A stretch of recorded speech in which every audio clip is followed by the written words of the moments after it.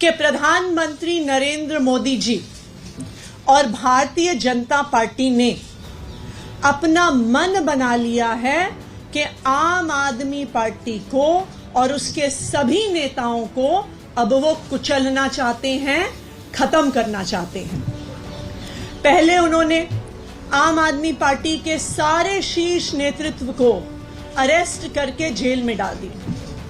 पहले सत्येंद्र जैन जी की गिरफ्तारी हुई, फिर मनीष सिसोदिया जी की गिरफ्तारी हुई, फिर संजय सिंह जी की गिरफ्तारी हुई और अब दिल्ली के मुख्यमंत्री अरविंद केजरीवाल जी को भी गिरफ्तार कर लिया गया है। अब भारतीय जनता पार्टी का ये इरादा है कि आने वाले 2 महीने में लोकसभा चुनाव से पहले वो आम आदमी पार्टी के 4 और नेताओं को गिरफ्तार करने वाले हैं। वो मुझे गिरफ्तार करेंगे, वो सौरभ भारद्वाज को गिरफ्तार करेंगे, वो दुर्गेश पाठक को गिरफ्तार करेंगे और वो राघव चड्ढा को गिरफ्तार करेंगे। भारतीय जनता पार्टी ने ये उम्मीद करी थी कि अरविंद केजरीवाल जी की गिरफ्तारी के बाद आम आदमी पार्टी बिखर जाएगी, आम आदमी पार्टी टूट जाएगी, आम आदमी पार्टी का मोरल डाउन हो जाएगा, क्योंकि आम आदमी पार्टी का अब सारी सीनियर लीडरशिप जेल में है, हिरासत में है।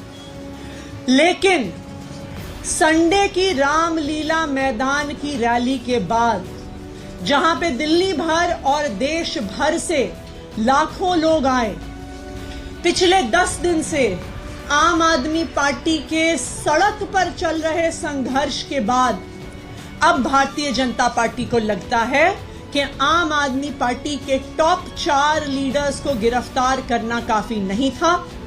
अब आने वाले समय में अगले बड़े 4 नेताओं को जेल में डाला जाएगा। मुझे जेल में डाला जाएगा, सौरभ भारद्वाज को जेल में डाला जाएगा, दुर्गेश पाठक को जेल में डाला जाएगा और राघव चड्ढा को जेल में डाला जाएगा। मुझे ये बताया गया कि आने वाले कुछ ही दिनों में मेरे पर्सनल रेजिडेंस पे ईडी की रेड होगी। ना सिर्फ मेरे घर में ईडी की रेड होगी, मेरे रिश्तेदारों, मेरे परिवार वालों के घर में रेड होगी।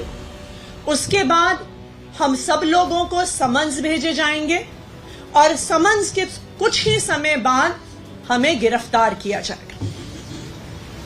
मैं आज इस मंच के माध्यम से, आप सभी के चैनल्स के माध्यम से भारतीय जनता पार्टी को ये बताना चाहती हूं कि हम आपकी धमकियों से डरने वाले नहीं हैं। हम अरविंद केजरीवाल के सिपाही हैं, हम भगत सिंह के चेले हैं। जब तक आम आदमी पार्टी के हर नेता, हर विधायक, हर कार्यकर्ता में आखिरी सांस तक बची है, तो हम अरविंद केजरीवाल जी के नेतृत्व में इस देश को बचाने के लिए, इस देश के संविधान को बचाने के लिए, इस देश के लोगों को एक बेहतर जिंदगी देने के लिए काम करते रहेंगे।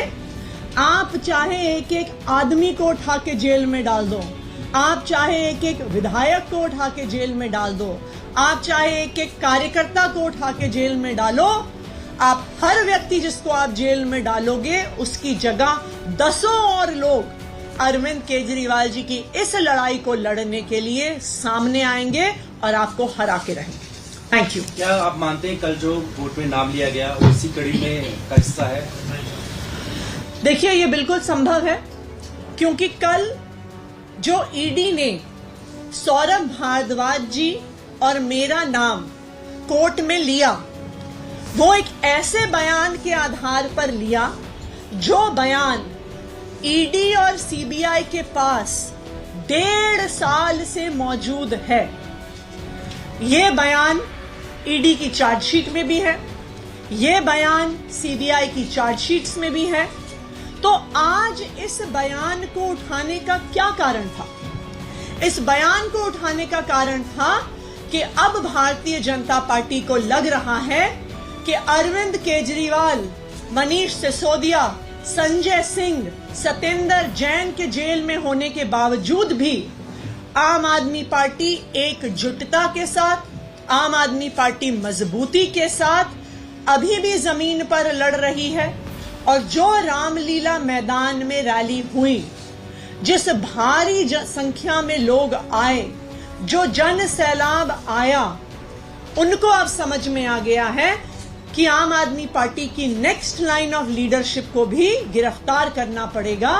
आम आदमी पार्टी के चाहे मुझे, सौरभ भारद्वाज को, राघव चड्ढा को, दुर्गेश पाठक को अब वो जेल में डालने का प्लान बना रहे हैं। मैम, एक सवाल ये है कि आप कह रहे हैं जेल से सरकार चलेगी, लेकिन अब सीएम जेल जा चुके हैं। ऐसे में जो मुलाकातियों की लिस्ट है उसमें कोई कैबिनेट मंत्री नहीं है और तमाम जो प्रोटोकॉल्स हैं, चाहे वो किसी फाइल का आगे बढ़ना, तो कैसे होगा?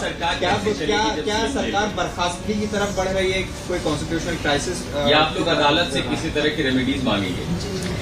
देखिए, सबसे पहले आप इस बात को समझिए कि लीगली और कॉन्स्टिट्यूशनली दो ही हमारे देश में संवैधानिक और कानूनी प्रावधान हैं इस बात से जुड़े हुए।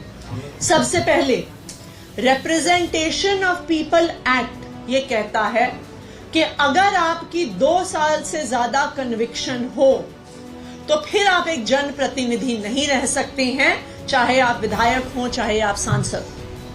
अरविंद केजरीवाल का कोई कन्विक्शन नहीं हुआ है।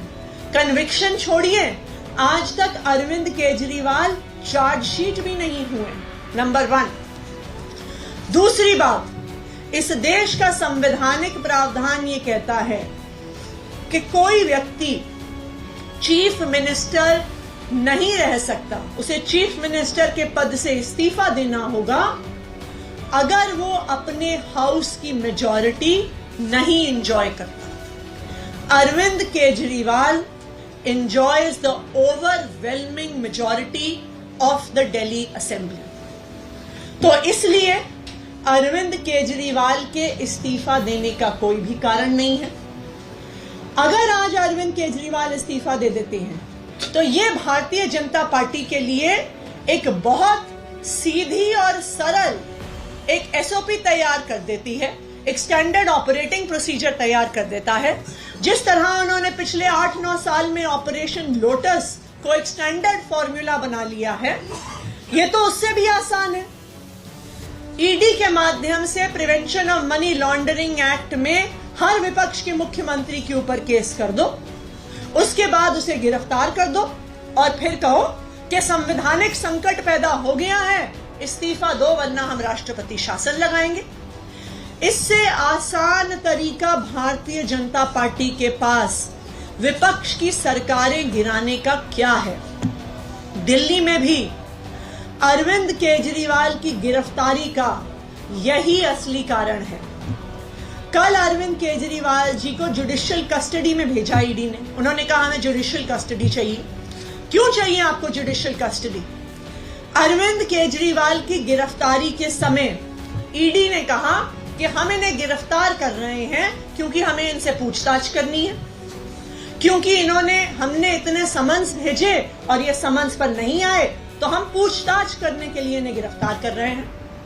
अब 11 दिन की पूछताछ हो गई, आपने जो जानना था आपने जान लिया। अब आपको अरविंद केजरीवाल को जेल में क्यों भेजना है? इसलिए भेजना है क्योंकि इस गिरफ्तारी के 2 ही मकसद थे। इस गिरफ्तारी का पहला मकसद था अरविंद केजरीवाल को चुनाव के दौरान कैंपेन करने से रोकना और दूसरा मकसद था कि दिल्ली की चुनी हुई सरकार, दिल्ली की चुनी हुई लोकप्रिय सरकार को गिरा देना, राष्ट्रपति शासन लगाना और फिर चोर दरवाजे से भारतीय जनता पार्टी की सरकार बनाना। Thank you. तो आतिशी को आप सुन रहे थे, सीधे तौर पर उन्होंने ये कहा कि मुझे बीजेपी से ऑफर आया, मेरे बहुत करीबी ने के माध्यम से दरअसल बीजेपी ऑफर कर रही है कि या तो अपना राजनीतिक करियर बचाना है तो बीजेपी के साथ आ जाओ। तो सीधे तौर पर यहाँ पर कई आरोप आतिशी लगा रही है, ये भी दावा कर रही है कि अगर ऐसा नहीं हुआ तो 1 महीने के अंदर ईडी उन्हें भी ले जाएगी। समन